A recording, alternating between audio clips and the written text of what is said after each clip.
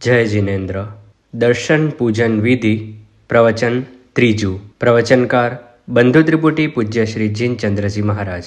હૃદયના ભાવોનું પરિવર્તન કરવા માટે, ભક્તિ ભાવનું નિર્માણ કરવા માટે, આત્માને માટે શ્રેષ્ઠ આલંબન છે પરમાત્માનું. એ પરમાત્મા સ્વયં પોતે તો નિરાકાર છે, નિરંજન અને નિરાકાર અવસ્થાને પ્રાપ્ત કરી ચૂક્યા, પરંતુ એમની સાથે સંબંધ બાંધવા માટે નિરાકારનો પણ આકારનું અવલંબન લેવું પડે છે. આકારના અવલંબનથી, આકારના માધ્યમથી નિરાકાર સુધી પહોંચી શકાય છે. અને એ દ્રષ્ટિએ પ્રાચીન કાળથી હજારો વર્ષથી ભારતીય સંસ્કૃતિની અંદર મૂર્તિ પૂજાને ઘણું બધું મહત્વનું સ્થાન આપવામાં આવ્યું છે. જળ છે કે ચેતન છે એ વાત બહુ મહત્વની નથી, પરંતુ એ આપણા ભાવો ઉપર કોઈ ચોક્કસ અસરો મૂકી જાય છે કે નહીં એ વાત વધુ મહત્વની છે. અને એ રીતે આપણી આંતરિક વૃત્તિઓમાં પરિવર્તન લાવનાર, આપણા આરાધનાના ભાવોની અંદર એક નવું ચૈતન્ય જગાડનાર અને આપણને પરમાત્માની નજીકમાં લઈ જનાર આરાધનાઓમાં મૂર્તિ પૂજાની ઉપાસનાને પણ પ્રાચીન કાળથી જ મહત્વ આપવામાં આવ્યું છે. પણ એ મૂર્તિના માધ્યમ દ્વારા તમારે ઉપરની એ ભૂમિકાને પ્રાપ્ત કરવી છે, સૂક્ષ્મ સ્તરે પહોંચવું છે, તો એ મૂર્તિ પૂજાનું માધ્યમ પણ યોગ્ય રીતે અપનાવવું જોઈએ. જેમ નિશબ્દ અવસ્થાને પામવા માટે શબ્દનું માધ્યમ લેવું પડે છે, એમ અમૂર્ત અવસ્થાને પ્રાપ્ત કરવા માટે મૂર્તિનું માધ્યમ સ્વીકારવું પડે છે. શબ્દ અને સુર એ પણ એક એવા માધ્યમો છે કે જેના દ્વારા વ્યક્તિ પોતાનું સ્થૂલ ભાન ભૂલી જાય અને પરમ તત્વની અનુભૂતિને પ્રાપ્ત કરી શકે. એ દ્રષ્ટિએ જ સંગીતનું પણ મહત્વ છે. સંગીત દ્વારા, માત્ર એક સંગીત દ્વારા, કે જે સંગીતની અંદર શબ્દ અને સુરનો સંગમ છે એ સિવાય બીજું કંઈ જ નથી, પણ એનું પણ જો યોગ્ય સમન્વય થાય, એનો પણ જો યોગ્ય રીતે ઉપયોગ થાય, તો માત્ર સંગીત દ્વારા પણ વ્યક્તિ લીન નથી બની જતી. ક્યાં સમય ચાલ્યો જાય, ક્યાં સ્થૂલ ભાન ભૂલાઈ જાય ની ખબર પણ ન પડે. અને માત્ર એક સંગીતના માધ્યમથી બધી જ આપણી ચેતના, બહિર્મુખ ચેતના ધીમે ધીમે અંતર્મુખ બનતા કોઈક એક જુદી જ દુનિયાની અંદર, કોઈક જુદી જ અનુભૂતિઓની અંદર પહોંચી જતી હોય છે. અને એ રીતે સંગીત એ ભલે શબ્દ છે, પણ છેવટે નિશબ્દ એવી જે આત્માની અવસ્થા છે એમાં લઈ જનારું એક પ્રબળ માધ્યમ બની શકે છે. પણ એ સંગીત સંગીતની રીતે હોવું જોઈએ. ગમે તેવું સંગીત અંતર્મુખ નથી બનાવી શકતું, ગમે તેવું સંગીત આપણી બહિર્મુખ ચેતનાને શાંત નથી કરી શકતું. કેટલુંક સંગીત પણ એવું હોય છે જે શાંત ચેતનાને ઉન્મત્ત બનાવી દે, ઉલટું ચંચળ બનાવી દે. અને કેટલુંક સંગીત એવું હોય છે કે ગમે તેવું વિક્ષિપ્ત ચિત્ત હોય, ગમે તેવું અશાંત ચિત્ત હોય, પણ જો એ ક્લાસિકલ સંગીત જો બરોબર રીતે યોજાય તો એમાં ધીમે ધીમે માણસ એના એક વાતાવરણમાં, એના આંદોલનોમાં અને એની અસરમાં એવો આવતો જાય કે બધું ભાન થોડીક વારને માટે ભૂલી જાય. સંગીત એ માધ્યમ છે અને એના દ્વારા ઉચ્ચ ભૂમિકાને પ્રાપ્ત કરી શકાય છે. પણ એ સંગીત જો યોગ્ય રીતે રજૂ થાય તો, નહીં તો એ જ સંગીત કોલાહલ બની જાય, દંગધરા વિનાનું થઈ જાય, ચિત્તને ઉલટું ચંચળ બનાવનારું અને વિક્ષિપ્ત બનાવનારું બની જાય. જેમ સંગીતની અંદર પણ યોગ્યતાનું મહત્વ છે, એમ અમૂર્ત અવસ્થાને પ્રાપ્ત કરવા માટે જે મૂર્તિ પૂજાનું મહત્વ જ્ઞાની પુરુષોએ કીધું છે, એ મૂર્તિના માધ્યમથી પણ, આકારના માધ્યમથી પણ નિરાકાર અવસ્થાને પ્રાપ્ત કરી શકાય છે. પણ એ આકારનું માધ્યમ પણ યોગ્ય રીતે પકડાવવું જોઈએ. જેમ અયોગ્ય સંગીત ન ચાલે, એમ મૂર્તિનું આલંબન, આકારની ઉપાસના નિરાકારમાં જવા માટે કરવાની છે. અને એ રીતે ઉપાસના યોગ્ય ભૂમિકાએ યોગ્ય રીતે થવી જોઈએ. અને એટલા જ માટે આપણે ત્યાં જેમ મૂર્તિ પૂજાનું વિધાન કર્યું જ્ઞાની પુરુષોએ, એમ એ મૂર્તિ પૂજાની વિધિ પણ ભેગી જ બતાડી કે જો આ મૂર્તિના માધ્યમ દ્વારા તમારે અમૂર્ત અવસ્થાને પ્રાપ્ત કરવી છે, સાકારની ઉપાસના કરતા નિરાકાર અવસ્થાને અનુભવવી છે, તો એ માટે આ મૂર્તિનું માધ્યમ, એ મૂર્તિ પૂજા આ રીતે થવી જોઈએ. આખા સાયકોલોજીકલ પ્રભાવો છે એક એક વિધિના, એ રીતે જો તમે કરો તો ચોક્કસ એક દિવ્ય પરિણામ ઊભું થાય કે તમારી બહિર્મુખ ચેતના ધીમે ધીમે અંતર્મુખ બનતી જાય, સ્થૂળ ભૂમિકાથી ઉપર ઉઠીને સૂક્ષ્મ ભૂમિકાને પ્રાપ્ત કરતી જાય. અને એવી જે મૂર્તિ પૂજાની વિધિ બતાડી છે એમાં 10 વસ્તુઓનું ખૂબ જ ધ્યાન રાખવાનું છે. અને એ 10 વસ્તુઓ પાછી 3 રીતે યોજવાની છે, અથવા 3 વખત રિપીટ કરવાની છે.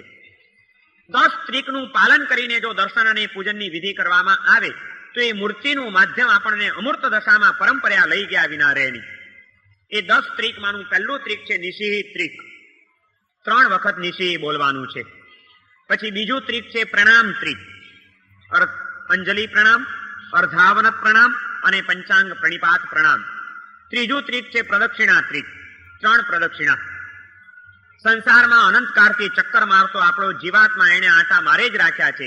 એ સંસારના ફેરા ફરવાના ટળી જાય એટલા માટે પરમાત્માની ચારે બાજુ ફેરા ફરવાના છે. જ્ઞાન, દર્શન અને ચારિત્ર આ 3 જ માધ્યમો એવા છે કે જે આત્માને પરમાત્મા ભાવની પ્રાપ્તિ કરાવી આપે. આ 3 માધ્યમોની પ્રાપ્તિ થાય એટલા માટે પરમાત્માને 3 પ્રદક્ષિણા આપવાની છે. પરમાત્માની આ પ્રદક્ષિણા દ્વારા, પરમાત્માની આ ભક્તિ દ્વારા મારામાં સમ્યક દર્શનનો પ્રકાશ નિખરી ઉઠે, મારામાં સમ્યક જ્ઞાનનું કિરણ ફૂટી ઉઠે અને મારામાં સમ્યક ચારિત્ર ભાવની સ્થિરતા આવી જાય. એટલા માટે હું આ પરમાત્માના ચરણે જઉં છું, પરમાત્માની પ્રદક્ષિણા આપું છું. આવા ભાવ સાથે 3 પ્રદક્ષિણા, ચારેય બાજુ એક એક બાજુ જાણે કે સાક્ષાત પરમાત્મા સમોસણમાં બિરાજમાન છે ને આપણે એમના દર્શન કરીએ છીએ, આપણે એમને વંદન કરીએ છીએ. એવા ભાવ સાથે 3 પ્રદક્ષિણા આપીએ. પ્રદક્ષિણા ત્રિક ત્રીજું થયું. ચોથું ત્રિક છે પૂજા ત્રિક. 3 પ્રકારની પૂજા કરવાની છે. અંગ પૂજા, અગ્ર પૂજા અને ભાવ પૂજા. અંગ પૂજા 3 પ્રકારની. અભિષેક પૂજા, ચંદન પૂજા અને પુષ્પ પૂજા. આ 3 પ્રકારની અંગ પૂજા છે. અભિષેક પૂજા કરવા માટે પાણી સ્વચ્છ હોવું જોઈએ. પંચામૃત હોય તો એ પણ યોગ્ય હોવું જોઈએ. અભિષેકના જે સાધનો છે, વાસણો છે, એ પણ સ્વચ્છ, ચોખ્ખા અને સુંદર હોવા જોઈએ. પૂજાના કોઈ પણ સાધનો, એક ખાસ મહત્વની વાત છે કે પૂજાના આપણા કોઈ પણ ઉપકરણો એ હલકી ધાતુના ન હોવા જોઈએ, લોખંડના ન હોવા જોઈએ. તાંબાના હોય તો ચાલે, પિત્તળના હોય તો ચાલે, ચાંદીના હોય તો ચાલે, જર્મન સિલ્વરના હોય તો ચાલે, સોનાના હોય તો ચાલે, પણ લોખંડના, સ્ટીલના કે એવા પ્લાસ્ટિકના એવા કોઈ પણ સાધનો દ્વારા પરમાત્માની ભક્તિ નહીં કરવી જોઈએ. આવા સાધનોનો ઉપયોગ પરમાત્માની ભક્તિમાં વર્જ્ય ગણવામાં આવ્યો છે. દાખલા તરીકે દીવા માટે ઘી લઈ જવું છે, બને ત્યાં સુધી પ્લાસ્ટિકની ડબ્બીઓ ટાળવી. ચાંદીની ડબ્બીઓ તમે બધા વસાવી શકો એમ છો, ધારો તો. એ ન હોય તો કાચની શીશી પણ ચાલે. પણ અશુદ્ધ વસ્તુઓ, જે હલકી ચીજોમાંથી બધું થાય છે, એવી ચીજો, ભગવાનની ભક્તિના દ્રવ્યો કે ભગવાનની ભક્તિની વસ્તુઓ એ એવામાં ન રખાય. દેરાસર જવું છે ને સાથિયા કાઢવા છે, પણ એ ચોખા લોખંડની ડબ્બી કે પતરાની ડબ્બીમાં ભરીને ન લઈ જવાય, સ્ટીલની ડબ્બીમાં ભરીને ન લઈ જવાય.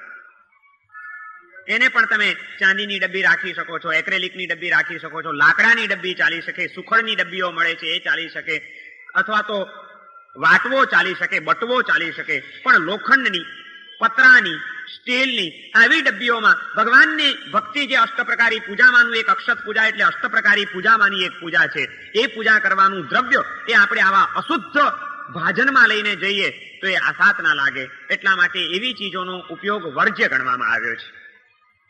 અભિષેક કરવો છે એ સુંદર અને સ્વચ્છ કળશની અંદર નિર્મળ, ગળેલું, ચોખ્ખું, તાજું પાણી કે પંચામૃત કરી અને એનાથી પ્રભુજીને અભિષેક કરવાનો. એ કળશ પણ 2 હાથે પકડવો જોઈએ. એક હાથથી આમ કળશ ઢોળાય નહીં. 2 હાથમાં કળશ લઈ અને અહોભાવપૂર્વક આપણે એ પરમાત્માનો અભિષેક કરવાનો છે. અભિષેક પૂજા કરવામાં સૌથી પહેલા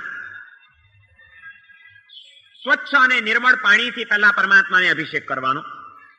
એ ભગવાનની મૂર્તિ ભીંજાય પછી ભીનું કપડું કુંડીમાં જબોડી અને આખી મૂર્તિ ઉપર થપથપાવી દેવાનું, જેથી આગલા દિવસનું સુકાઈ ગયેલું ચંદન એ પલળે અને પલળીને બધું જેટલું નીકળવું હોય એટલું નીકળી જાય. વળી પાછું એ થપથપાવી બીજી વખત પાણીથી તમારે ખૂણે ખાંચરે જ્યાં ક્યાંય પણ ટીકા વગેરે લાગેલા હોય એના ખૂણાઓમાં ચંદન ભરાઈ ગયેલું હોય, ક્યાંય પણ ચંદન ભરાઈ ગયેલું ન રહેવું જોઈએ પરમાત્માને. જો 2 દાડા, 5 દાડા, 15 દિવસ ચંદન ભરાયેલું રહે ને વ્યવસ્થિત ચોખ્ખાઈ ન થાય તો એમાં લીલફૂગ થવાની શક્યતાઓ રહેલી છે અને એના કારણે આ સાતમાઓ થાય. એટલે વ્યવસ્થિત કપડું ભીનું કરી થપથપાવતા જઈએ તો બધું ચંદન નીકળતું જાય, પરમાત્માની મૂર્તિ ચોખ્ખી થઈ જાય.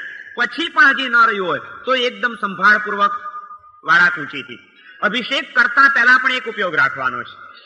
ભગવાનની ઉપર અભિષેક કરતા પહેલા જેવા તમે ગભારો ખોલ્યો, નિશી કરીને અંદર અંગ પૂજા કરવા માટે દાખલ થયા એટલે તરત જ સૌથી પહેલા મોર પીંછીથી ભગવાનની મૂર્તિ ઉપર જે કંઈ આગલા દિવસના પુષ્પો વગેરે ચડાવેલા હોય ઉતારી લીધા. એ પછી મોર પીંછીથી આખી ભગવાનની મૂર્તિને પૂંજી લેવી જોઈએ. કારણ કે ફૂલ વગેરેના કારણે કોઈ સૂક્ષ્મ મચ્છર વગેરે જીવજંતુઓ બેઠેલા હોય અને સીધું જ તમે જો પાણી ઢોળો તો એ સૂક્ષ્મ જીવજંતુઓ મરવાની, એની વિરાધના થવાની શક્યતા રહેલી છે. અને ભગવાનની ભક્તિમાં જૈણાને પણ ખૂબ જ મહત્વ છે. એટલે સૌથી પહેલું વિધિ છે કે મોર પીંછીથી ભગવાનની આખી મૂર્તિ પૂંજી લેવી જોઈએ, નિર્માલ્ય બધું ઉતારી લેવું જોઈએ, પુષ્પ વગેરે. અને ત્યાર પછી ભગવાનને પેલા પાણીનો કળશ કરી પછી અંગલુછણાથી બરોબર કે ચંદન વગેરે સાફ કરી લે. પછી પંચામૃતનો કે જે કંઈ અભિષેક કરવો હોય તે અભિષેક કરી, છેલ્લે પાછો ચોખ્ખા પાણીનો અભિષેક કરી. પંચામૃતનો જે અભિષેક કરવામાં આવે છે દૂધ વગેરેનો, એની પાછળ દ્રષ્ટિ અને ભાવના એ રહેલી છે કે જ્યારે પ્રભુનો જન્મ થયો હતો ત્યારે પ્રભુનો જન્મ મહોત્સવ કરવાને માટે સૌધર્મ ઇન્દ્ર વગેરે 64 ઇન્દ્રો એ પ્રભુને મેરુ પર્વત ઉપર લઈ ગયા હતા. અને ત્યાં જયારે ભગવાનનો જન્મ અભિષેક એમણે કર્યો હતો ત્યારે એક ક્ષીર સમુદ્રના પાણી લઈ આવ્યા હતા જે દૂધ જેવા હતા. તો આપણે પણ જાણે કે જેનો મારા ઇન્દ્રે પણ પ્રભુનો અભિષેક કર્યો એવા પ્રભુનો અભિષેક કરવાનો લાભ આજે મને મળ્યો છે. તો એણે જેમ ઉત્તમ દ્રવ્યોથી કર્યો તો ક્ષીર સમુદ્રના પાણીથી આપણે ક્યાં ક્ષીર સમુદ્રનું પાણી લેવા જઈએ, પણ એક ક્ષીર સમુદ્રના જળ દૂધ જેવા હોય છે, દૂધનો સમુદ્ર. તો આપણે પણ એના એક પ્રતીક રૂપે દૂધ અને પાણી મિક્સ કરી અને એના દ્વારા અભિષેક કરવામાં આવે છે. પણ એ અભિષેક કરતા કરતા એ ભાવ પ્રગટવો જોઈએ કે આપણે પણ જાણે મેરુ પર્વત ઉપર પહોંચી ગયા છીએ, પ્રભુજીને બિરાજમાન કર્યા છે, હૃદયના અહોભાવપૂર્વક આપણે પ્રભુજીને અભિષેક કરી રહ્યા છીએ. ભગવાન મેલા નથી, મારો આત્મા મેલો છે. પ્રભુજીને અભિષેક કરતા કરતા મારા આત્માના મેલ ધોવાઈ રહ્યા છે. અને આત્મા નિર્મળ થાય એ પછી એ પ્રભુજીને હું મારા હૃદય સિંહાસન ઉપર સ્થાપિત કરું છું. આ હૃદયને નિર્મળ બનાવીને હવે સિંહાસન ઉપર ભગવાનનો અભિષેક કરું છું. એ ભાવના સાથે અભિષેક કરવાનો. અંગલોચના કરી લીધા. વ્યવસ્થિત રીતે અભિષેક થયા પછી તરત જ પહેલા નીચેના જે જમીન હોય, જે ઓટલો હોય, પબાસણ હોય, એને એના પાટલુછણા હોય, એ પાટલુછણાથી આખી એ પબાસણ અને જમીન વગેરે સાફ કરી લેવું જોઈએ. પછી ભગવાનની મૂર્તિ 3 અંગલુછણાથી બરોબર સાફ કરવી જોઈએ. જે પબાસણ લૂછવાના કે જમીન લૂછવાના કપડા હોય હંમેશા જુદા રહેવા જોઈએ. એનાથી એ ભગવાનને અડાડાય નહીં. કારણ કે એમાં તો કોઈક વાર કોઈકનો પગ પણ લાગેલો હોય, કોઈ નાનું છોકરું ગયું હોય અને પૂજા કરવા ગયું હોય તો એ છેક ઉપરના ઓટલે પણ ચડ્યું હોય, એના પગની રજ ત્યાં આગળ પડેલી હોય, પેલું પાણી પડ્યું એ પગની રજ વાળું થાય. નીચે જે પાટલુછણાથી તમે લૂછો છો ઓટલો, એની ઉપર તો પેલા છોકરાના કોઈના બીજાના પગની રજ પણ પડેલી હોય. એ કપડું ભગવાનને અડે તો ભગવાનની આસાત ના થાય. માટે એ કપડા સાવ જુદા રહેવા જોઈએ. ભગવાનના અંગલુછણા માત્ર ભગવાનની મૂર્તિ સિવાય ક્યાંય પણ વપરાય નહીં.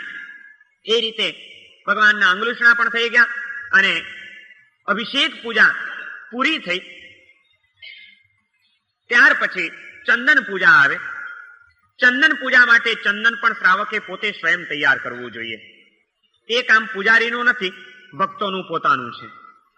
મારા પ્રભુજીને જેનાથી પૂજા કરવી છે, મારો આત્માનો દાહ, વિષય અને કસાયની બળતરાઓ જે મને સતત બાળી રહી છે, એ જેના જે ચંદન પૂજાથી મારે ઠારવાની છે, ચંદન જેવી શીતળતા ને ચંદન જેવી સુવાસ પ્રાપ્ત કરવાની છે, એ પરમાત્માને જે ચંદન ચડાવવાનું છે એ ચંદન કોઈક નોકરિયાત માણસ ઘસે, હું ન ઘસું. મારા પ્રભુની પૂજાનું એ ચંદન મારા જ હાથે તૈયાર થયેલું કેમ ન હોય?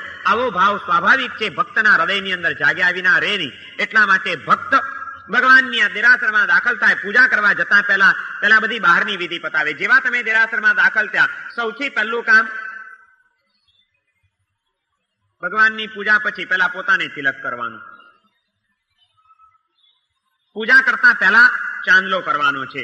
એટલા માટે કે હે પ્રભુ, સંસારને છોડીને હવે તારા દરબારમાં આવ્યો, તારી ભક્તિ કરીશ, તારી પૂજા કરીશ, તારી સ્તુતિ કરીશ, તારો જપ કરીશ, તારું ધ્યાન કરીશ, બધું કરીશ. પણ એ બધું મારું તો લેખે લેખ છે જો તારી આજ્ઞા મારા મસ્તકે ચડાવતો હોઉં તો. તારી આજ્ઞાને ભૂલીને ગમે તે કરું તો બધું નકામું છે. આજ હું એટલા માટે તિલક કરું છું કે પ્રભુ તારી આજ્ઞાને મસ્તકે ચડાવું છું. આવા ભાવ સાથે સૌથી પહેલા તિલક. એ તિલક એવી જગ્યાએ કરવું જોઈએ, ભગવાનની સામે ઉભા રહીને આપણી જાતને તિલક ન કરાય.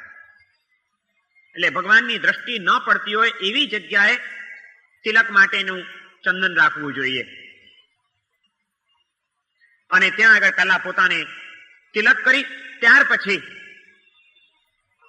ચંદન વગેરે જે કંઈ પૂજાની દ્રવ્ય પૂજાની તૈયારીઓ કરવી હોય સીધા રૂમમાં જઈ અને ચંદન ઘસી લેવું જોઈએ. ચંદન ઘસતા પહેલા પણ જે ચંદન ઘસવાનો ઓરસિયો છે એને પૂંજી લેવો જોઈએ. ત્યાં આગળ કોઈ કીડી વગેરે તો કંઈ નથી એ જોઈ લેવું જોઈએ. ત્યાર પછી એને સ્વચ્છ પાણીથી ચોખ્ખું કરી લેવું જોઈએ. હાથ પણ સ્વચ્છ ન હોય તો હાથ પણ ધોઈ લેવા જોઈએ. પછી ચંદન ઘસતી વખતે મુખકોશ બાંધવો જોઈએ. ખાલી ભગવાનની પૂજામાં જ મોઢું બાંધવાનું નથી, પણ ચંદન ઘસતી વખતે પણ મુખકોશ બાંધેલો હોવો જોઈએ. કારણ કે આપણું શરીર એટલે અશુચિનો કુંજ છે. આપણા શ્વાસોશ્વાસ, આપણા મોઢામાંની દુર્ગંધો, આપણા શરીરની બીજી પણ અશુદ્ધિઓ એ આપણે આમ જયારે તમે ઘસો નીચા વળીને ત્યારે તમારા શ્વાસોશ્વાસ અને મોઢાની દુર્ગંધના પરમાણુઓ પણ એમાં જવાની શક્યતા છે. એટલા માટે ચંદન ઘસતી વખતે પહેલા તો મુખકોશ, શ્રાવક પૂજા કરવા જાય એટલે શ્રાવકના પૂજાના વસ્ત્રો સીવેલા ન હોવા જોઈએ. સીવેલા કપડા પહેરીને ખરેખર પૂજા કરાય નહીં એવું વિધાન છે કે અખંડ વસ્ત્ર હોવા જોઈએ. સીવેલા ન હોવા જોઈએ, સાંધેલા ન હોવા જોઈએ, ફાટેલા ન હોવા જોઈએ. અખંડ વસ્ત્ર, અને એ પણ શુદ્ધ ધોયેલા એવા શુદ્ધ વસ્ત્ર પહેરીને પૂજા કરવાની છે. 2 વસ્ત્ર હોય શ્રાવકના પૂજાની અંદર, એક અધો વસ્ત્ર ધોતિયું અને ઉપર ખેસ. આ વસ્ત્ર પહેરીને પૂજા કરવાની છે. ખેસ એવો જોઈએ એટલો એનો કે એ છેડા દ્વારા, ખેસના છેડાથી 8 પળ કરીને 8 પળનો મુખકોશ બાંધવાનું વિધાન છે. આ આપણું સિંગલ એક કપડું હોય, આ 2 પળ થયા, ડબલ કરી નાખ્યું, પછી એને પાછું ડબલ કર્યું એટલે 4 થયા, એને પાછું ડબલ કરો એટલે 8 થયા. એ અષ્ટકોશ મુખકોશ 8 પળનો. ટચુકડો તમારો ખિસ્સા રૂમાલ ચાલે નહીં. પૂજામાં જેને ફાવતું હોય એને તો ખેસ દ્વારા જ મુખકોશ બાંધવો જોઈએ. કદાચ ખેસથી ન ફાવે તો એને રૂમાલ રાખવો જોઈએ, પણ એવો મોટો રૂમાલ હોવો જોઈએ કે જેને વ્યવસ્થિત રીતે 8 પળ તમે કરી શકો. અને એ 8 પળ કરીને પછી તમારે આમ બાંધવાનું. એમાં ખાલી મોઢું આમ બાંધો એ ન ચાલે, નાક પણ બંધાવવું જોઈએ. રૂમાલ જો તમારો નાનો હોય તો પેલા તો 8 પળ થાય નહીં. જેમ તેમ કરીને માંડ કરવા જાવ તો રૂમાલ ટૂંકો પડે એટલે એકદમ પરાણે પાછળ આટલી ટચુકડી ગાંઠ આવી શકે એટલા છેડા માંડ મળતા હોય. અને ટાઈટ કરીને જો તમે બાંધવા જાવ તો શ્વાસોશ્વાસ તમારા ગુંગળા એટલે તમને થાય અકળામણ. એવો મોટો વિશાળ સરસ રૂમાલ હોવો જોઈએ કે એકદમ ઢીલો બાંધી શકો તમે. તમારા શ્વાસોશ્વાસ ગુંગળાવા ના જોઈએ, તમને અકળામણ ન થવી જોઈએ. કારણ કે અકળામણ તમને ભક્તિની અંદર તમારું ચિત્ત પરોવાવા નહીં દે. એટલે એકદમ મોટો સરસ રૂમાલ લઈ 8 પળ કરી એકદમ ઢીલો આમ રાખી પાછળ ગાંઠ બાંધી અને બાંધી દેવો જોઈએ. અને પછી ચંદન, પૂજા માટેનું ચંદન ઘસીને તૈયાર કરવું જોઈએ. એ ચંદન ઘસતી વખતે પણ વિવેક રાખવાનો છે. જૈણા રાખવાની છે, કોઈ જીવજંતુ વગેરેનો ઉપદ્રવ ન હોય. પાણી સ્વચ્છ હોવું જોઈએ, હાથ સ્વચ્છ હોવા જોઈએ, ઓરસિયો ચોખ્ખો હોવો જોઈએ, ચંદન નો ટુકડો પણ સ્વચ્છ હોવો જોઈએ. અને એ પછી ઘસીને એને આ ઘસ્યા પછી આમ હથેળી દ્વારા વાટકીમાં ભરી લેવું જોઈએ. એ ચંદન ભરતી વખતે ખાસ ઉપયોગ રાખવો જોઈએ. જો આંગળીથી આમ ભરવા જાઓ તો એ બધું ચંદન આસપાસમાં બધે અડે અને તમારા નખ જે છે નખને પણ ચંદન અડે. જેનાથી ભગવાનની પૂજા કરવાની છે ચંદનને આપણું કોઈ હાડકું ન લાગવું જોઈએ. નખ એ હાડકું છે, એટલે હાડકું લાગે તો એ ચંદન અશુદ્ધ થઈ ગયું. અશુદ્ધ દ્રવ્યથી પરમાત્માની પૂજા ન થઈ શકે. આ રીતે ચંદન તૈયાર કરી પછી તમે પુષ્પ પણ હોય તમારી થાળીમાં, એ બધું કમ્પ્લીટ તૈયારી સાથે તમે અંદર દાખલ થાવ. અંદર દાખલ ત્યાં અભિષેક પૂજા કરી લીધી. અભિષેક પૂજા કરીને ત્યાર પછી હવે ચંદન પૂજા કરવાની છે. ચંદન પૂજા કરતી વખતે પણ બહુ જ ઉપયોગ રાખવાનો હોય છે. થાળી હોય, થાળીની અંદર વાટકી હોય, એમને એમ વાટકી લઈને તમે જો આમ કરવા જાઓ તો એ ચંદનના છાંટા પડે, કાં તમારા હાથ બગડે, કાં દેરાસરના ઓટલા બગડે, કાં ભગવાનનું પબાસણ બગડે, કાં આરસ બગડે. એ બધું ગંદુ થાય, પાછું સાફ કોણ કરે? આ બધી આશાતના. એટલા માટે વાટકી ખાલી હાથમાં લઈને પૂજા કરાય નહીં. નાનકડી થાળી જોઈએ, થાળીની અંદર વાટકી હોવી જોઈએ. એ વાટકી થાળીમાં રાખી મુખકોશ બાંધી ભગવાનની પૂજા કરવા માટે જઈએ ત્યારે એ પૂજા કરવા માટે જે અનામિકા આંગળીથી પૂજા કરવાની છે, આપણી આંગળીઓના નામ છે આ તર્જની, આ મધ્યમાં, આ અનામિકા, આ કનિષ્ઠા. એમાં આ આંગળીનું શાસ્ત્રીય નામ છે સંસ્કૃત ભાષામાં અનામિકા. આપણે ભગવાનની પૂજા કરતા કરતા અનામી અવસ્થાને પ્રાપ્ત કરવાની છે. એટલા માટે અનામિકા આંગળી દ્વારા આ તર્જની છે. કોઈનો તિરસ્કાર કરવો હોય તો હે શું સમજે છે આમ કહીએ આપણે એને. તર્જના કરવી હોય, કોઈને ઠપકો આપવો હોય તો આ આંગળી દ્વારા આપણે આપીએ છીએ. આ કનિષ્ઠા એકદમ ટચુકડી હલકી છે, નાની આંગળી છે. આ મધ્યમાં રહેલી છે, આનું નામ છે અનામિકા. એ અનામિકા આંગળી દ્વારા પરમાત્માનું જે પૂજન કરવાનું છે એમાં ચંદનની એ કટોરી, એ કટોરીની અંદર આ અનામિકા આંગળી બોળવાની. પણ અનામિકા આંગળી આમ સીધી આમ વાટકીમાં બોળાયેલી. જો તમે આમ બોળો તો એ ચંદન ને હાડકાનો નખનો સ્પર્શ થઈ ગયો. ચંદન પૂજા કરતી વખતે આંગળીને એ રીતે જ વાટકીમાં બોળવી જોઈએ કે આમ બોળાય, આમ ઊભી નહીં, આડી. એ રીતે વિવેકપૂર્વક ધ્યાનપૂર્વક આમ. હવે ઉતાવળમાં જો કરવા જાવ તો આ બધું સચવાય જ નહીં. જેને ફટાફટ જ આમ કરવું હોય એ તો સાચવી જ નહીં શકે. વિવેક જેને હશે કે મારે મારા પ્રભુજીની ભક્તિ કરતા કરતા કોઈ જાતની આસાધના ન થઈ જાય એટલી જાગૃતિપૂર્વક આ કાર્ય કરવું છે, તો એ વ્યવસ્થિત રીતે આમ આંગળી નાખે. ચંદન આંગળીના ટેરવા ઉપર જ આવે, નખ ઉપર લાગે નહીં. બે રીતે નખ ઉપર લાગે તો એક આસાધના પણ છે. બીજું, જો આ રીતે તમે બોળ્યા કરો તો નખના જે ખૂણિયા હોય બધા એમાં ચંદન ભરાઈ જવાની પૂર્ણ શક્યતા છે. થોડા ઘણા અંશે પણ એ ભરાઈ જાય. અને એ પછી તમે પાછા જાઓ ઘરે અને ઘરે જઈને ખાવા બેસો એટલે ખાતા ખાતા એ ચંદન તમારા પેટમાં જવાની પણ શક્યતા છે, એનો અંશ. તો એ દેવ દ્રવ્યના ભક્ષણનું પાપ લાગે આપણને. જે પ્રભુને માટે હતું હવે એ પ્રભુ માટેનું જ થઈ ગયું. એ આપણા પેટમાં જવું ન જોઈએ. અને એટલા માટે આ વિવેક બરોબર રાખવો જોઈએ. પૂજા કરનારાએ હંમેશા નખ વધે નહીં એની જાગૃતિ રાખવી જોઈએ. નખ થોડા થોડા દિવસે એને કાપતા રહેવા જોઈએ. આજે તો ઘણાને ફેશનથી એ નખ વધારવાનો શોખ હોય છે. આજના છોકરા છોકરીઓમાં નખ વધારવાની, હાડકા વધારવાની એવી ફેશન ચાલી છે અને શોખ ચાલ્યા છે. પણ કમસે કમ જેને પૂજા કરવાની છે એને તો આ પોતાના નખ નહીં જ વધારવા જોઈએ. કારણ કે એમાં ક્યાંક ને ક્યાંક પૂજા કરતા કરતા એ નખ ફૂલને લાગી જશે, એ નખ ચંદનને લાગી જશે. પૂજા કરતા કરતા એ નખ ભગવાનની મૂર્તિને પણ લાગી જવાની પૂર્ણ શક્યતાઓ છે. એને પોતાના નખ વધારવા નહીં જોઈએ. આ રીતે એને વ્યવસ્થિત રીતે 9 અંગે ચંદન પૂજા કરવી જોઈએ. 9 જ અંગે ચંદન પૂજા કરવાની છે. એથી વધુ અંગે કોઈ પણ પૂજા કરવાનું શાસ્ત્રીય વિધાન નથી. અંગૂઠો, ઢીંચણ, કાંડું, ખભો, મસ્તક, લલાટ, કંઠ, હૃદય અને નાભી, આ 9 અંગે પૂજા કરવાની છે. આવતીકાલે હું સમજાવીશ 9 અંગ એ કેવી રીતે, એના શું રહસ્યો છે 9 અંગના, એ આવતીકાલે સમજાવવાનું છું. આજે ખાલી આપણે 10 જે ચીજો છે 3 એ જ સમજાવી દેવી છે પૂરેપૂરી. પૂજા ત્રિકની અંદર પહેલી અંગ પૂજા, એમાં અભિષેક પૂજા, ચંદન પૂજા અને પુષ્પ પૂજા એ 3 અંગ પૂજાના પ્રકારો છે. એમાં ચંદન પૂજા આ રીતે કરવાની છે. 9 અંગે ક્યારે કરવાની, ક્યાં પહેલી કરવાની, કેવી રીતે શું કરવાનું એ પછી વાત આવશે. ચંદન પૂજા થઈ ગયા પછી પુષ્પ પૂજા જે કરવાની છે એ પુષ્પ પૂજામાં પણ ઘણો બધો વિવેક જરૂરી છે.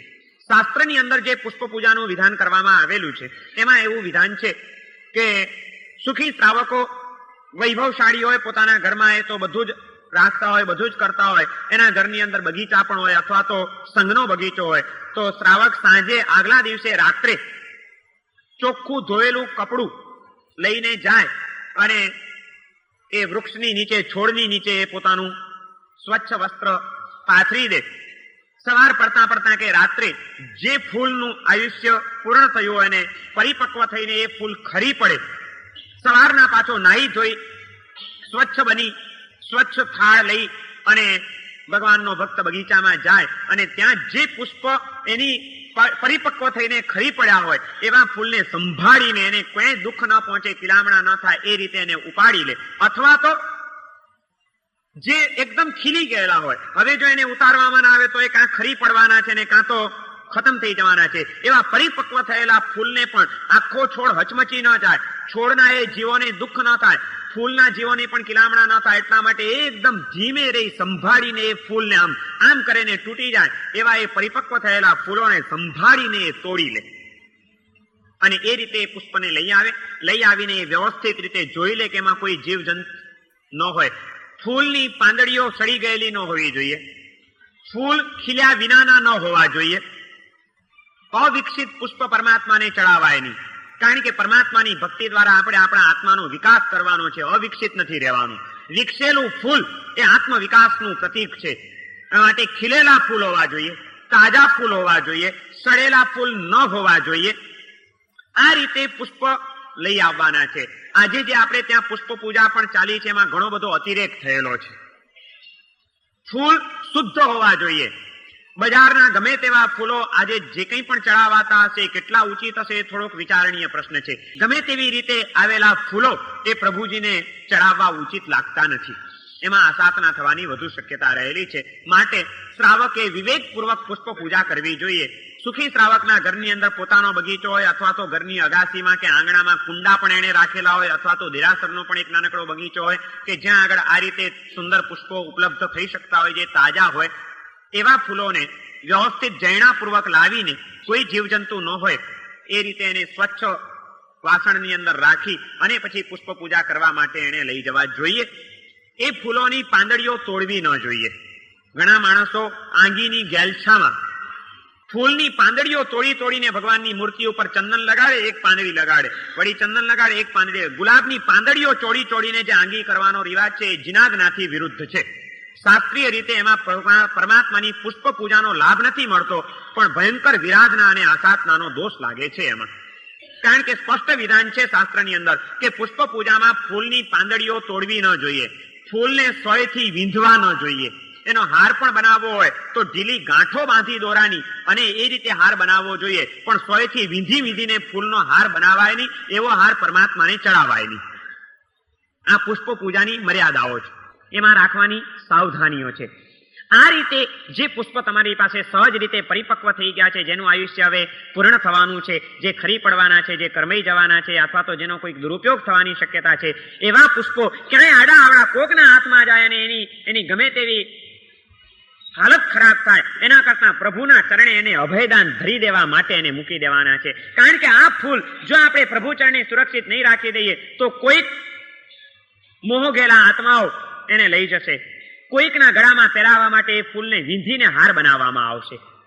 કોઈક પોતાની વેણીની અંદર એને બાંધશે, એ બાંધનારી પાછી સૂઈ જશે ત્યારે માથા નીચે એ ફૂલ એનું ચગદાશે. આ બધા પુષ્પના બિચારા જીવો કચરાઈ ન જાય, વીંધાઈ ન જાય, કર્મઈ ન જાય, મરી ન જાય, એના કરતા ત્રણ લોકના નાથના ચરણે એને અભયદાન આપી દઈએ. એની સાચી જીવદયાની ભાવના પુષ્પ પૂજાની પાછળ પડેલી છે. ઘણા માણસોને આ ખબર નથી હોતી ને વિવેક નથી હોતો, એટલે એમ લાગે છે કે ભગવાનની પૂજામાં આવી હિંસા, ફૂલની હિંસા, ફૂલમાં કેટલા જીવ છે ને તમે હિંસા કરો છો. ફૂલની હિંસા નથી કરતા, ફૂલને અભયદાન આપીએ છીએ. ગમે તેવા માણસોના હાથમાં જશે તો ચગદાઈ જશે, કચરાઈ જશે. એની શું હાલત થશે કઈ કલ્પના નહીં થઈ શકે. એના કરતા હવે કોઈ કચરશે નહીં, કોઈ એને કનડશે નહીં, કોઈ એને સતાવશે નહીં. બસ એને તો પ્રભુના ચરણોની અંદર શીતલ સાનિધ્યની અંદર બેઠેલા રહેવાનું અને એનું આયુષ્ય પૂર્ણ થઈ જશે, કર્મઈને ખતમ થઈ જશે. એની છેલ્લી અવસ્થા પ્રભુ ચરણે વીતે એ પુષ્પના જીવોનું પણ કેટલું સદભાગ્ય. અને એ રીતે એને અભયદાન આપી દઈએ છીએ. અને પુષ્પ પૂજા કરતા પરમાત્માના ચરણે ફૂલ ચડાવતા આપણે આપણા હૃદયને પુષ્પ જેવું સુવાસિત હોય છે એવું મારું હૃદય પણ સુવાસિત બને. ફૂલ પોતે પીસાઈ જાય છે પણ બીજાને સુવાસ આપે છે. એમ આ વિશ્વની અંદર બીજાની ખાતર હું ભલે કદાચ પીસાઈ જઉં, પીલાઈ જઉં, મારી શક્તિઓ બધી વલોવાઈ જાય, પણ મારા જીવનમાં હંમેશા બીજાને સુખ અને શાંતિ જ આપ્યા કરું. મારા અંતરની અંદર આ પરમાર્થ ભાવની, સેવા ભાવની સુવાસ પ્રગટતી રહે એવી પવિત્ર ભાવના સાથે આ પરમાત્માના ચરણે પુષ્પ પૂજા કરવાની છે કે પુષ્પ જેવું સુવાસિત છે મારું જીવન પણ એવું સુવાસિત બને, એટલા માટે આ પુષ્પ પૂજા કરું છું. પુષ્પની એક એક પાંદડીઓ કેટલી સુકોમળ છે, મારા હૃદયના એક એક ભાવોમાં આવી કોમળતા પ્રગટે એટલા માટે પુષ્પ પૂજા કરું છું. હૃદયને કોમળ બનાવવા માટે અને હૃદયને સુવાસિત બનાવવા માટે, એ માટે આપણે પ્રભુના ચરણે એ પુષ્પનું અર્પણ કરીએ છીએ. એ પુષ્પ પૂજા કરવામાં આવે છે. આ ત્રીજી અંગ પૂજા થઈ. અભિષેક પૂજા, ચંદન પૂજા અને પુષ્પ પૂજા. પ્રાચીન કાળથી જ સુખી રાજા મહારાજાઓ કે શેઠિયા સાહુકારો કે સુખી માણસો સ્નાનની સાથે સાથે સુગંધી દ્રવ્યોનું વિલેપન કરતા હતા. આજની ભાષામાં કેવું હોય તો તમે લોકો સેન્ટ છાંટો, તમારા શરીરની કોઈ દુર્ગંધ બહાર ન જાય, કે તમારું શરીર સુવાસિત રહે એટલા માટે કપડા ઉપર સેન્ટ છાંટે છે. ઘણા માણસો બગલમાં સેન્ટ છાંટે છે, પોતાના શરીર ઉપર સેન્ટ છાંટે છે. પ્રાચીન કાળની અંદર ચંદન વગેરેનું રાજા મહારાજાઓ વિલેપન કરતા હતા કે શીતળતા રહે, ઉષ્ણતા રહે શરીરની અંદર અને શરીર સુગંધિત રહે. આ વિલેપન પૂજા છે એ આ ચંદન પૂજામાં જ આવી જાય. ચંદન દ્વારા પૂજન પણ થાય અને ચંદનનું વિલેપન પણ થાય. હવે ચંદન જેમ સુવાસિત છે એમ બરાસ પણ શીતળ છે અને સુવાસિત છે, એટલા માટે એને વિલેપન પૂજાની અંદર સમાવી લેવામાં આવી છે. અભિષેક પૂજા કર્યા પછી આ વિલેપન પૂજા કરે અને વિલેપન દ્વારા પરમાત્માની એ શરીર ઉપર સુગંધી દ્રવ્યનું વિલેપન, એ વિલેપન કરીને પછી આ ચંદન પૂજા, પુષ્પ પૂજા વગેરે પૂજા કરવાની આપણે ત્યાં પ્રણાલિકા છે. એમાં કોઈ શાસ્ત્રીય રીતે બાધ નથી. બરાસ એ પણ શીતળતાનું પ્રતીક છે અને સુગંધનું પ્રતીક છે. ચંદન પણ શીતળ છે અને સુગંધિત છે, એટલે ચંદન પૂજાની સાથે જ બરાસ પૂજાને સમાવી લેવામાં આવેલી છે વિલેપન દ્વારા અને તિલક દ્વારા. એ રીતે આ ચંદન પૂજા કરવાની છે. 3 અંગ પૂજા પતી ગયા પછી તરત જ બહાર નીકળીને હવે અગ્ર પૂજા 5 પ્રકારની છે. ધૂપ પૂજા, દીપક પૂજા, અક્ષત પૂજા, નૈવેદ્ય પૂજા અને ફળ પૂજા. આ 5 અગ્ર પૂજા છે. 3 અને 5 બરોબર 8 અષ્ટ પ્રકારી પૂજા આને કહેવામાં આવે છે. અંગ પૂજા પતી ગઈ એટલે હવે તરત જ બહાર નીકળવાનું. આ બધું થઈ ગયું. હવે એણે ધૂપ પૂજા કરવાની છે પરમાત્માની સમક્ષ. એ માટે પણ શ્રાવકે પોતાના જ દ્રવ્યથી ધૂપ પૂજા કરવી જોઈએ. શ્રાવક, મેં પહેલે જ દિવસે કીધું હતું કે દેરાસરમાં જાય ત્યારે પૂજાનો થાળ સાથે લઈને જાય. એના થાળમાં એની અગરબત્તી હોય જ, સુગંધિત અગરબત્તી, કે જેના દ્વારા એ મંદિરના વાતાવરણને સુગંધિત બનાવેલું રાખે. કોઈ પણ જાતની બહારની આસપાસની દુર્ગંધના પરમાણુઓ આ દેરાસરની અંદર અને એ પવિત્ર વાતાવરણની અંદર ઘૂસી ન જાય, એ અપવિત્રતા દૂર થાય, દુર્ગંધ દૂર થાય અને મારા પ્રભુનો દરબાર હંમેશા સુગંધથી મગમગતો હોય એવા પવિત્ર ભાવ સાથે ધૂપ પૂજા કરવાની છે. અગરબત્તી પ્રગટાવી પરમાત્માની સામે આમ ધૂપ ઉવેખી અને એને પછી ધૂપદાનામાં રાખી દેવાનું હોય છે. પણ જે આ રીતે પોતાની અગરબત્તીથી કરતો હોય એને, જેને પોતાની લઈ જવાની તેવડ ન હોય અને દેરાસરનો જ માલ વાપરવાનો હોય, એને પછી નવી નવી અગરબત્તી સળગાવવાનો આગ્રહ રાખવો ન જોઈએ. ધૂપદાણામાં અગરબત્તી જે સળગતી હોય એ ધૂપદાણું લઈને જેણે ધૂપ પૂજા કરી લેવી જોઈએ. આમ ભગવાનની સમક્ષ ધૂપ ઉવેખી લેવો જોઈએ. કારણ કે ધૂપદાણામાં અગરબત્તીઓ 4 પડ્યો ને તમે વળી પાછા નવા આવો ને નવી સળગાવો, વળી પાછો હું નવો આવ્યો ને હું નવી સળગાવું, એક એક નવા આવતા જાય અને બધા સળગાવીને મૂકતા જાય તો એ બધો બોજો સંઘની પેઢી ઉપર કે દેવ દ્રવ્ય ઉપર કે સંઘના એક ક્ષેત્ર ઉપર પડે અને એ સંઘની ઉપર બોજો પાડવાનો દોષ લાગે. એટલા માટે સ્વદ્રવ્યથી જ કરવી જોઈએ. એ પોષાય એવું ન હોય તો જે ચાલુ હોય એનો લાભ લઈ લેવો જોઈએ. નવું કરવાનો આગ્રહ નહીં રાખવો જોઈએ. ધૂપ એ આમ હંમેશા ઉપર જતો હોય છે. ધુમાડો તમે આમ ધૂપ કરો તો અગરબત્તીનો ધુમાડો ઉપર જઈને ફેલાતો જાય.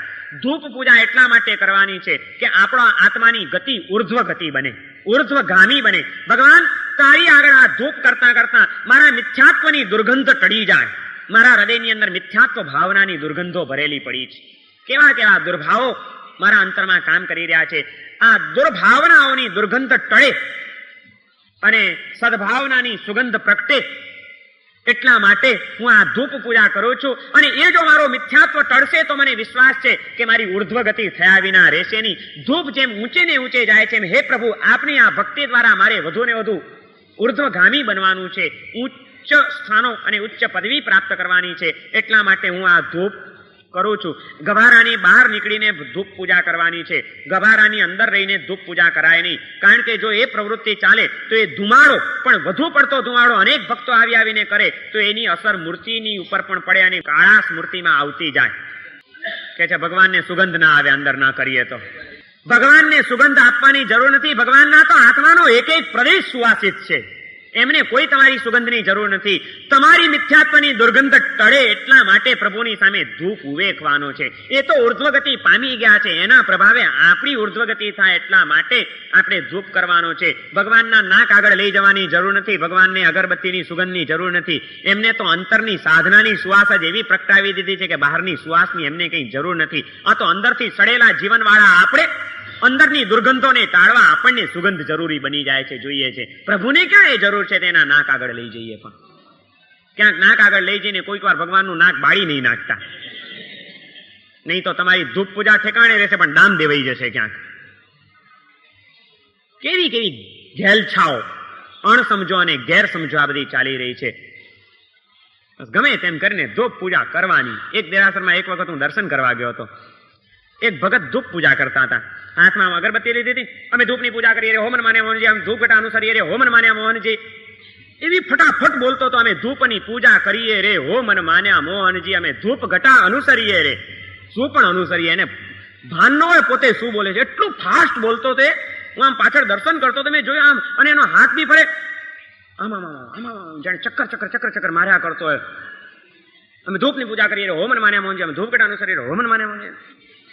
શું અમે ધૂપની પૂજા કરીએ રે, અમે ધૂપ ઘટા અનુસરીએ રે. ધૂપ ઘટા અનુસરીએ એટલે ધૂપની ઘટાને અનુસરવાનું. ધૂપની ઘટા જેમ ઊંચે ને ઊંચે જાય છે, હે પ્રભુ તારા ચરણે આવ્યા પછી મારા જીવનમાં હવે નીચે પડવાની કોઈ વાત નથી. ઊંચે ને ઊંચે મારે જવાનું છે, અને એ માટે આ હું પ્રભુ આપની ધૂપ પૂજા કરું છું. બોલી જ જવાનું, મગજ મારી બીજી કંઈ જોઈએ જ નહીં. અને આમ ને આમ કર્યા કરતો હતો.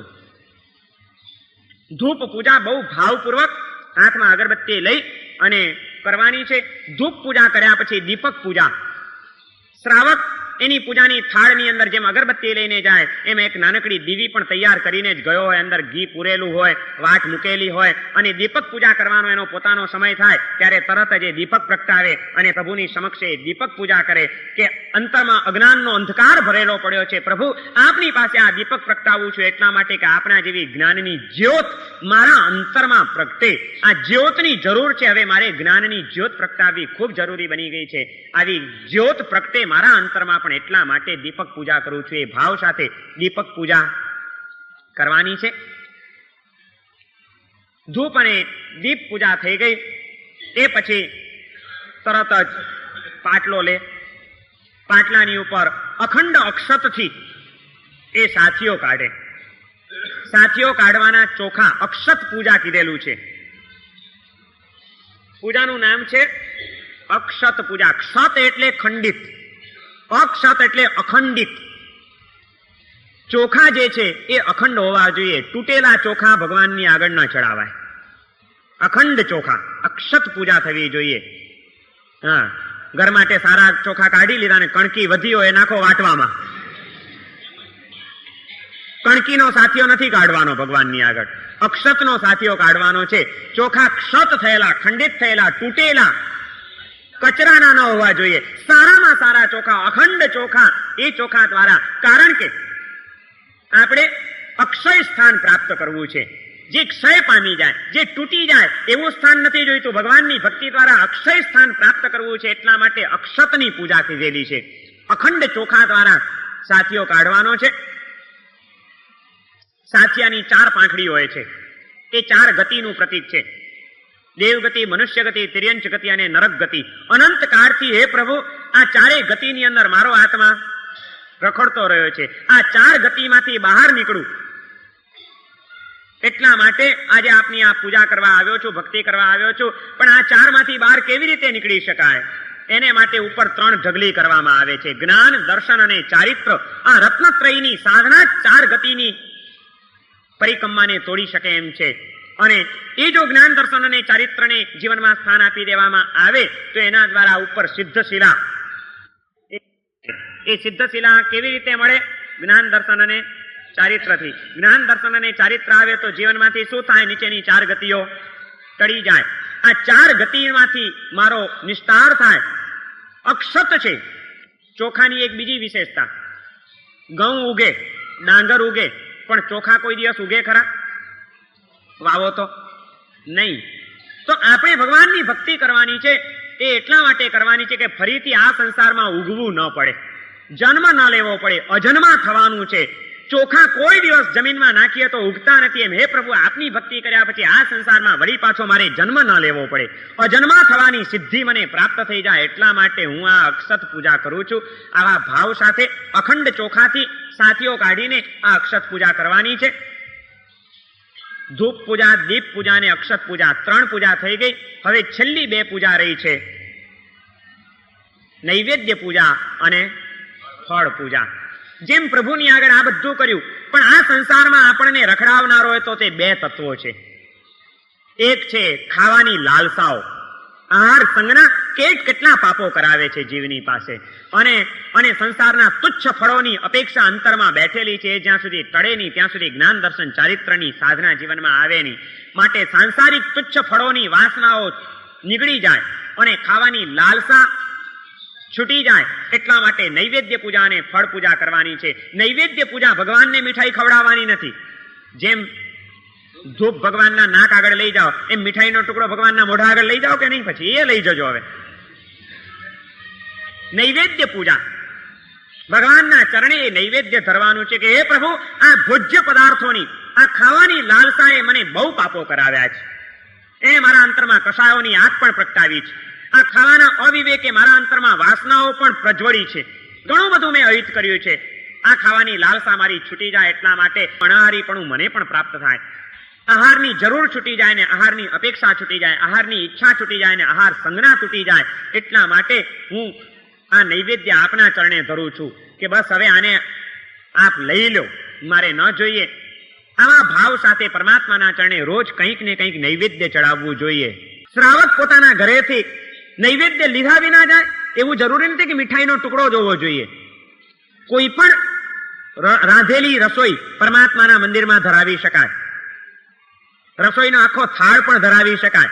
કારણ કે શ્રાવક મધ્યાહન કાળે જ કરવાની હતી પૂજા. તો મધ્યાહન કાળે જાય પૂજા કરવા એટલે ઘરમાં તો બધું તૈયાર જ હોય. એટલે એક ભાણું તૈયાર થાય એ પણ અત્યારે પણ ઘણે ઠેકાણે હોય છે રિવાજ. જ્યાં સામી વચ્છલ હોય ત્યાં તમે જોજો પહેલો એક થાળીમાં બધું દેરાસરમાં મૂકી આવે, પછી સામી વચ્છલ શરૂ થાય કે સંજ્ઞા કોઈ આત્માને આહાર સંજ્ઞા સતાવી ન જાય આ ખાતા ખાતા. એટલા માટે હે પ્રભુ, સકળ સંગવતી આપના ચરણે પહેલો થાળ ધરાવીએ છીએ. ઘણા ગામોમાં આજે પણ રિવાજ છે.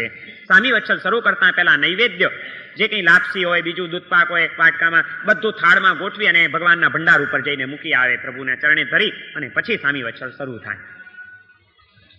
નૈવેદ્ય પૂજામાં કંઈક ને કંઈક ભોજ્ય પદાર્થ ચડાવવાનો છે. પ્રભુને સસ્તામાં પતાવી નથી દેવાનું. પણ આ નૈવેદ્ય પૂજામાં પણ કેટલોક વિવેક જરૂરી છે.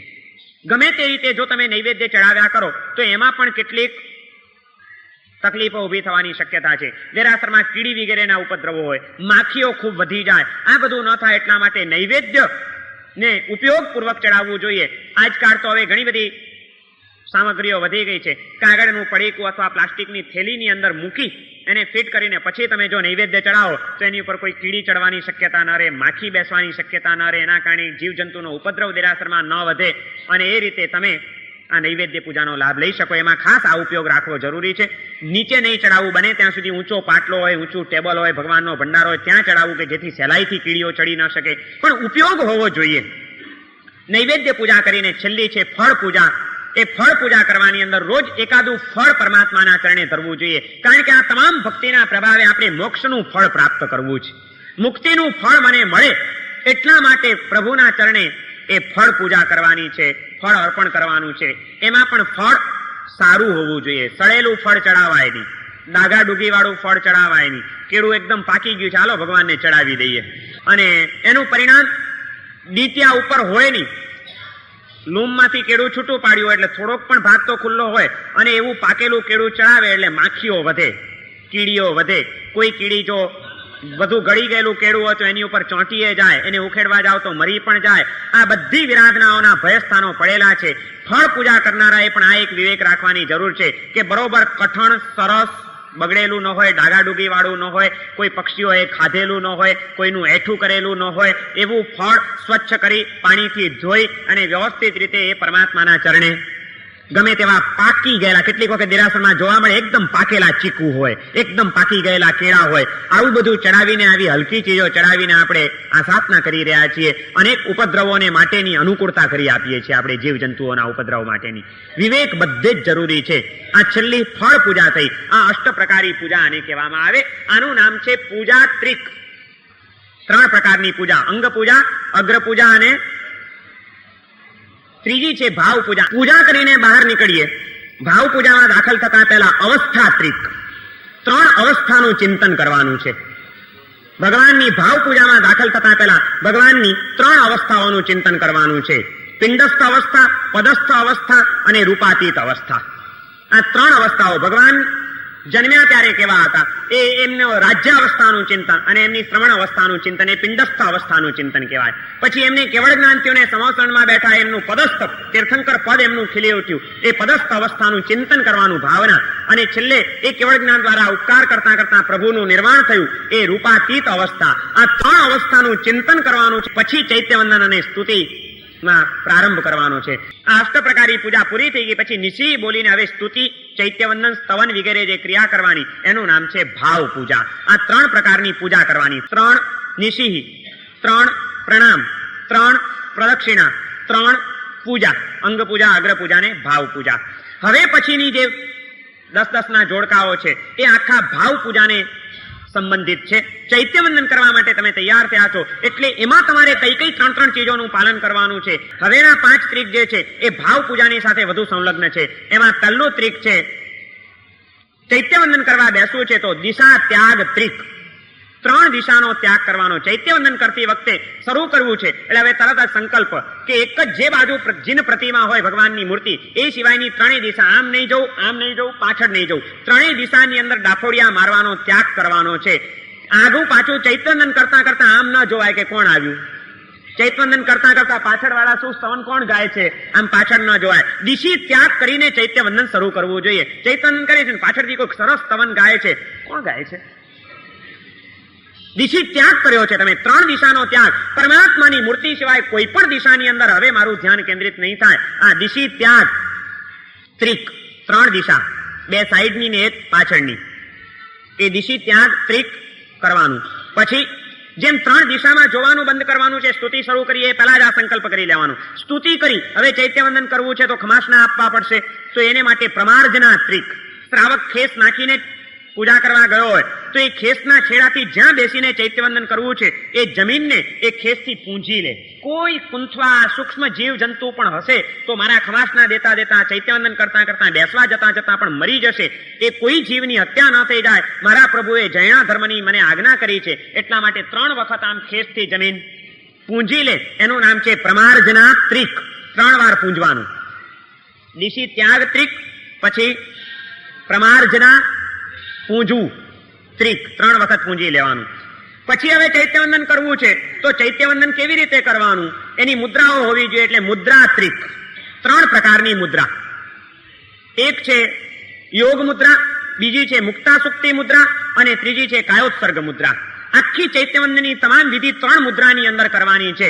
સામાન્યથી જે હિરિયાવય વગેરે છે, ચૈત્યવંદન છે, નમુત્થુણમ છે, આ બધા જે સૂત્રો બોલાય એ યોગ મુદ્રાની અંદર બોલવાના છે. યોગ મુદ્રા એટલે આ આપણી 2 કોણી એ આમ પેટ ઉપર હોય, હાથ આપણા જોડાયેલા હોય, મસ્તક થોડુંક નમેલું હોય અને આપણી જે આંગળીઓ છે એ એકબીજાની, એક હથેળીની આંગળીઓ બીજી હથેળીમાં ઘુસાડી દેવાની. આમ એકની પાછળ બીજી, એકની પાછળ બીજી, એમ 10 આંગળીઓ આ રીતે ગોઠવાયેલી હોય. એક અંગૂઠો એની પાછળ બીજો અંગૂઠો, આ તર્જની એની પાછળ આ તર્જની, આ મધ્યમાં એની પાછળ આ મધ્યમાં, આ અનામિકા એની પાછળ આ અનામિકા અને છેલ્લી કનિષ્ઠા.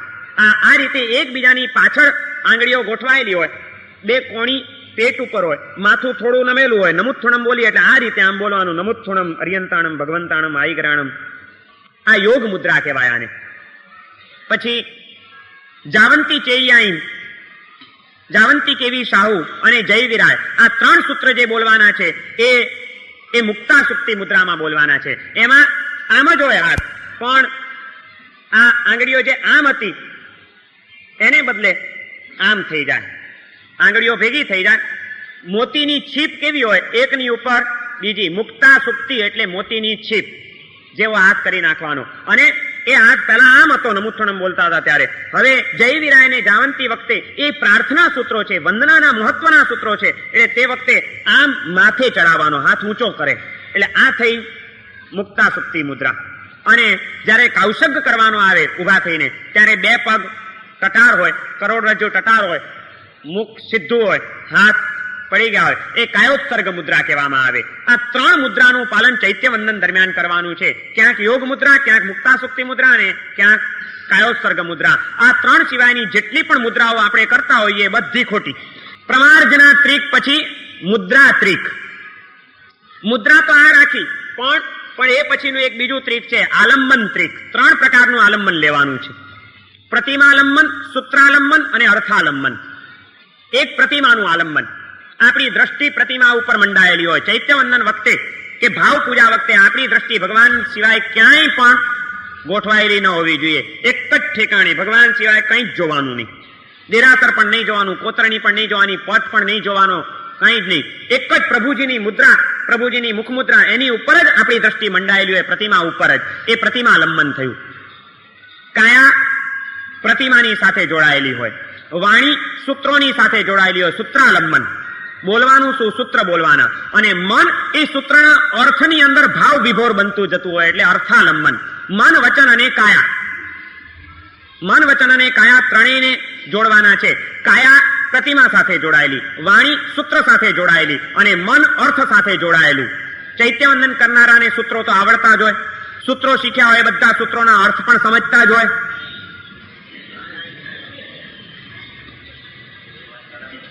આલંબન ત્રિક, ત્રણ પ્રકારનું આલંબન લઈને ભાવ પૂજા કરવાની છે. પ્રતિમાનું આલંબન, સૂત્રનું આલંબન અને અર્થનું આલંબન. આ આલંબન ત્રિક થયું. અને છેલ્લું છે પ્રણિધાન ત્રિક. ત્રણ પ્રકારનું પ્રણિધાન. મન, વચન અને કાયા, એને આ પરમાત્માની ભાવ ભક્તિ સિવાય હવે ક્યાંય પણ હું જવા નહીં દઉં, એનો દ્રઢ સંકલ્પ. મનથી કોઈ વિચાર નહીં કરું, વાણીથી કોઈ વ્યવહાર નહીં કરું અને કાયાથી કોઈ પ્રવૃત્તિ નહીં કરું. એ ત્રણેયનો સંકલ્પ કરીને પછી ભાવ પૂજામાં ચૈત્યવંદન કરવાનું છે. એનું નામ છે પ્રણિધાન ત્રિક. ત્રણેયને એકાગ્ર રાખવાનો સંકલ્પ. ફરીથી 10 બોલી જઉં છું. નિશિહી ત્રિક, પ્રણામ ત્રિક, પ્રદક્ષિણા ત્રિક, પૂજા ત્રિક. ભાવ પૂજામાં દાખલ થતા પહેલા અવસ્થા ત્રિક, દિશી ત્યાગ ત્રિક, 3 દિશાનો ત્યાગ, પ્રમાર્જના ત્રિક, મુદ્રા ત્રિક, આલંબન ત્રિક, પ્રણિધાન ત્રિક. આ 10 ત્રિકનું પાલન કરીને દર્શન અને પૂજનની વિધિ કરવાની છે. આ ચૈત્યવંદન કરી લીધું, સ્તુતિ થઈ ગઈ. છેલ્લે બસ ભગવાનને ચરણોમાં મસ્તક ઝુકાવી અને હે પ્રભુ, જે તારી આ ભક્તિ કરી એ તારી ભક્તિનો આ નાદ મારા અંતરમાં ગુંજ્યા જ કરે, ચાલ્યા જ કરે, એટલા માટે પાછા વળતા ઘંટ વગાડી ધીમે રહીને એ નાદ આપણા અંતરમાં જગાડી અને પાછા પગલે દેરાસરમાંથી બહાર નીકળવાનું. સીધો ટર્ન નહીં લઈ લેવાનો, નહીં તો આપણી પૂંછ ભગવાનને થાય એટલે આસાત ના થાય. એટલે ઊંધા પગલે આમ ચાલીને બહાર નીકળવાનું. નવ અંગની પૂજા અને પૂજાની 7 શુદ્ધિ અને પૂજા અંગેના બીજા કેટલાક વિવેક, એ બધી વિચારણા આપણે આવતીકાલે કરવાની છે. એ બધી વાતો હું આવતીકાલે સમજાવીશ તમને. આજે આ 10 ત્રિક આપણા પૂરા થાય છે. અહીંયા આગળ આ 10 ત્રિકનું પાલન કરીને આપણે દર્શન અને પૂજનની વિધિને સફળ બનાવવાની છે. આ 10 વાતોને તમારે સમજવી પડશે, શીખવી પડશે, જીવનમાં અપનાવવી પડશે. તો દર્શન પૂજન વિધિ સાચી વિધિ થશે. અને સાચી રીતે થાય તો જ મૂર્તિ એ આપણને ઉપરની ભૂમિકાએ લઈ જનારી બને. જેમ શબ્દમાંથી નિશબ્દમાં જવાનું છે, એમ સાકારમાંથી નિરાકારમાં જવાનું છે. મૂર્તનું આલંબન લઈને અમૂર્ત અવસ્થાને પ્રાપ્ત કરવાની છે. પણ શબ્દ જો યોગ્ય રીતે સંગીત ગોઠવાય તો જ એ તમને લયમાં લઈ જાય. એમ મૂર્તિ પૂજા પણ યોગ્ય રીતે કરવામાં આવે તો જ અમૂર્ત અવસ્થાને પમાડનારી એ બની શકે. એ માટે આ વિધિનું પાલન જેટલું આપણે વ્યવસ્થિત કરીશું એટલી આપણી આરાધના સફળ બનશે. એમાં જેટલી કચાશ એટલા એના પરિણામની પણ કચાશ રહેશે. આ પૂજામાં ઘણી બધી હજી વાતો અને ઘણા બધા વિવેક જરૂરી છે. 7 પ્રકારની શુદ્ધિ જાળવવાની છે, 9 અંગની પૂજા કરવાની છે, કેટલાક વિવેકો પ્રગટાવવાના છે. આ બધી વાતો આપણે આવતીકાલે વિચારીને કાલે આ વિષયને આપણે પૂરો કરીશું. સર્વમંગલમાંગલ્યમ સર્વકલ્યાણકારણમ પ્રધાનમ સર્વધર્માણામ જૈનમ જયતિ શાસનમ.